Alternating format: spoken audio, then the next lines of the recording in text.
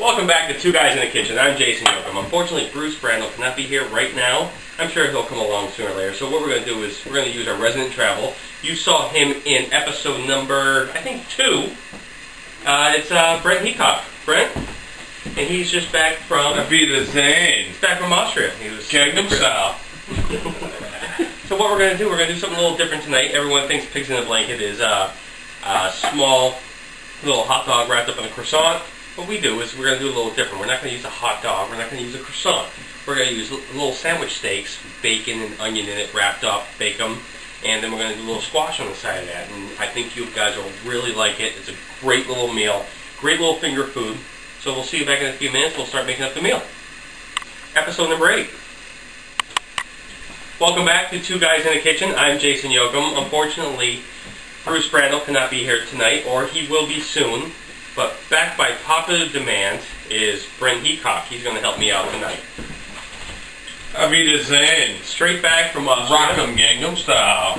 What we're going to do, welcome to episode number 8. What we're going to do is something a little different. The two guys take on Pigs in a Blanket. Everyone thinks of Pigs in a Blanket as croissants with the little hot dogs in them. What we're going to use is actually, it's a skillet steak or a sandwich steak. We're going to roll that up with bacon and onion in the middle.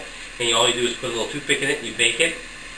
Comes out really great. Why are you not using croissants this time? Well, no, that's just, everyone does it with croissants and hot dogs. You want to do something a little different. This is a great finger food for you. And what we're going to do, we're going to do a little squash. Put a little olive oil, pepper, salt on it, oven. Boom, done. Worcestershire sauce. Worcestershire sauce, yes, it will. Yes, it will. So we'll see you back in a few minutes. We'll get this thing going. Alright guys, welcome back. Now we're going to actually beat our meat. So this is what we're going to do. We're going to take the sandwich steaks. You put them down. What we're doing, we'll put them on, what is this stuff? Plastic wrap. Saran wrap. Saran wrap, plastic wrap. What are you going to do? You're going to fold it over. And then you're going to beat it. And we're going to let Brent beat Use a meat mallet. So you can flat at least. If you want to sing during this, you can. You can do Rock 'em Gangnam Style. It's like the worst song. Boom. Song.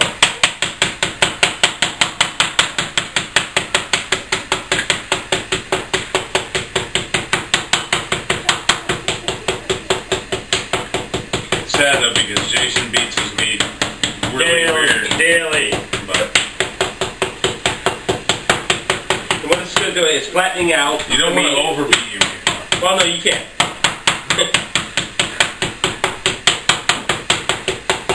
But it does, it flattens it out really nicely and tenderizes it on top of it. So, I did the first 4. We have a few more, and then we'll start putting everything together. So, we got done beating our meat.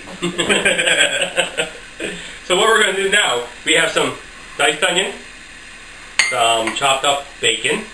What we're going to do is just a little bit of... What kind of onion are you using? Oh, we're using a sweet onion. A little bit of onion.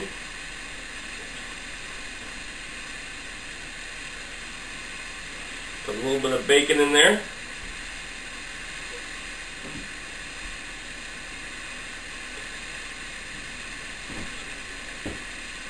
You're going to roll these similar to... Similar to what? It's just going to roll them right up like this.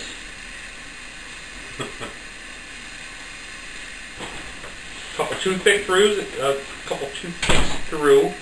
Keep them in place, just like this. Each one. And what we'll do them all. And then we'll put them in the oven for 375 for 25 to 30 minutes. And what we'll do is, I'll keep checking on them the whole time, and we'll give you the final time at the end.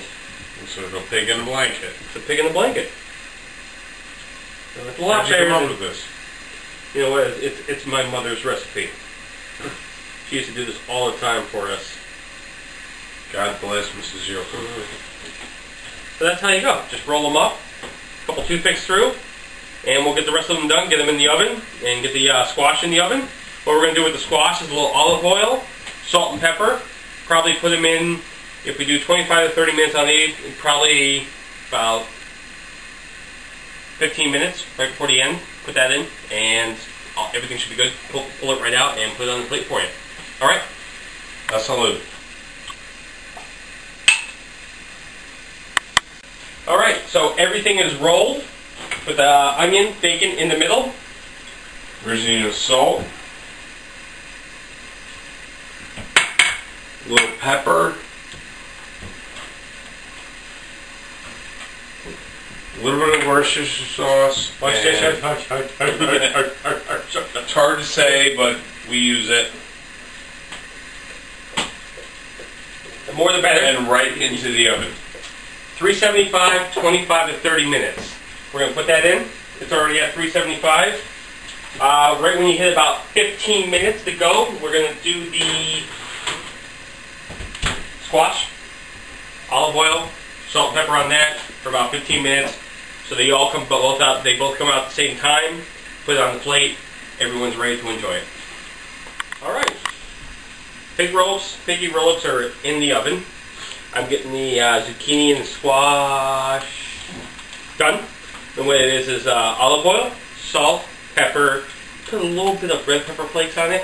What I'm going to do just to top it off, a little bit of Parmesan freshly grated. Just grate it right now. I'm going to get this on all of them. And like I said, when about 15 minutes hits, we're going to throw these in also, and everything is going to come out ready and ready to roll. All right. While the food's cooking, we have about 6 minutes left. And like always, we always do a beer segment within our show. Tonight I'm going to feature Red Hook. Red Hook, it's called a Copper Hook. It's their lightest, even though it doesn't look, it's a really nice amber beer. It's their lightest beer they have. Copper Hook IPA is the second. Well, actually, Copper Hook, Pilsner, IPA, and the ESB. ESB is their strongest. You know, this is even though it looks really dark, it's a very smooth beer. You see it has a really nice head on it. This is half because I poured it wrong. But it is a really good beer. I've been buying this by the 12s now. You know, they had the winter pack where it had the Copper Hook, IPA, ESB, and the Pilsner in it. But I found it's a really smooth beer. It's not that strong. It's probably like a 5%. So it's comparable to a Coors. A Coors is a 4.6. So it's a really easy drinking beer. It's not too rough on you. So you can have plenty of these and not get completely drunk. But Brent's going to go on his. You know, our resident Black by Popular Demand, Brent Heacock. He's going to just got back from Europe. I'm drinking Kronenbourg. It's a French beer.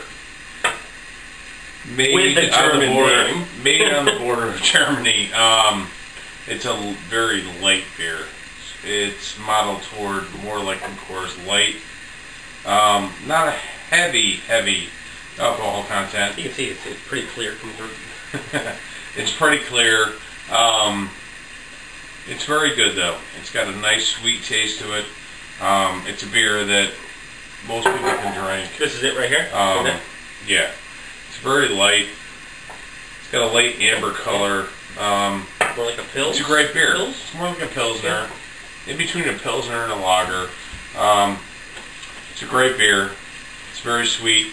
I was looking for an alcohol content on it. There isn't one, so I mean you're gonna have to kind of go for yourself on that one. I always like to tell you alcohol contents because some of them we do are like 10%. They're really strong beers. I mean, this is I actually had one before. It's a really smooth beer. So I would say, yeah, between a Pilsner and a lager. Yeah. Good smell. Really, really good smell. I mean, it's one of those smells that you see is good Belgium, German, French beer. Yeah. It's hard to find in the U.S., but if you can find it. Completely different from what this is. It's I don't know. It's the malts and the hops that they have over there that they bring over here. But these are century-old traditions here. And these, like this is called the 1664, so it's based off the 1664 recipe. Date, so. Yeah, so now try them. I think you'll like them. Really good. So cheers. Salud. Good drinks. Happy eats. We'll see you soon. Okay, we have our finished product. We have our pigs in the blanket. We have our squash and our zucchini. First, I want to talk about the pigs in the blanket. What we did, we all you saw us do was salt, pepper, some Worcestershire sauce, and that's it. So what we did was we flavored ours with some Korean barbecue sauce with some sesame seed. You can do anything you want, you know, because remember these are just plain. So all you're gonna do is you're gonna taste just the onion, the bacon, and the meat. If you like them a little spicier, a little less, something like that, you know, season them to your taste. You can go Cajun sauce. Yes, you can. A mustard sauce. Yes, you can. Yes, you can. Anything you want. On top of that, what we did, I talked about this before, was 30 minutes, 375. At 15 minutes, we put our squash and our zucchini in, and the squash and zucchini had the olive oil, salt, pepper, and a little bit of cayenne. A little bit of, well, no, it didn't. It actually had pepper flakes and Parmesan, freshly grated Parmesan. So this is what we did, and you know, taste test. You know, actually we've been eating the whole time. So, you know, so really good, really good.